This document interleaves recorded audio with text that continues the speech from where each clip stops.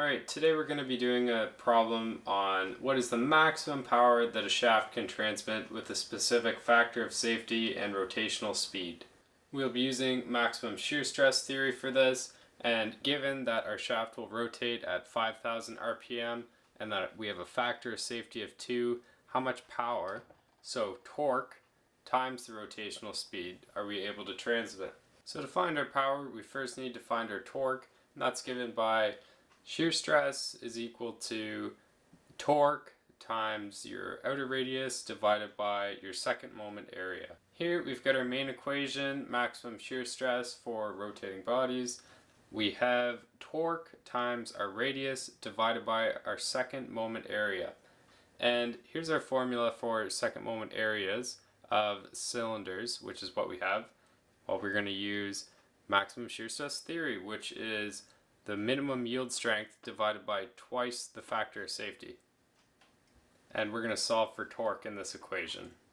Alright, here you can see we've solved for our second moment area, and that came out to be 0.002513. Alright, so the second moment area is quite small, but we are working in base units here when we were given this in millimeters. And also the units on this are meters to the fourth power, because here we've got meters to the fourth and everything else is unitless. So the maximum shear stress came out to be 80 megapascals.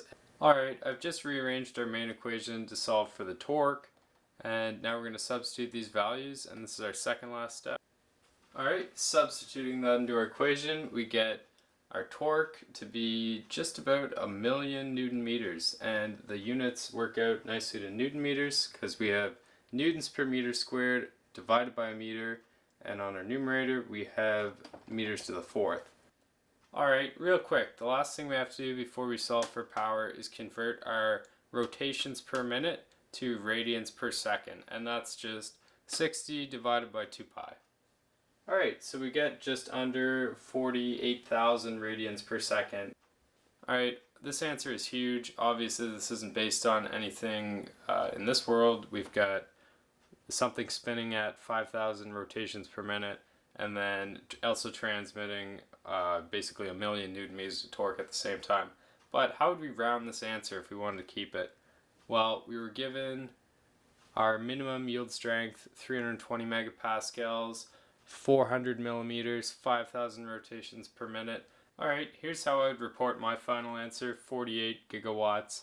We were really close to the prefix giga times 10 to the 9, so I just moved this decimal one back, and then we've got a trailing 986, that's pretty close to the next decimal place, so 48 gigawatts.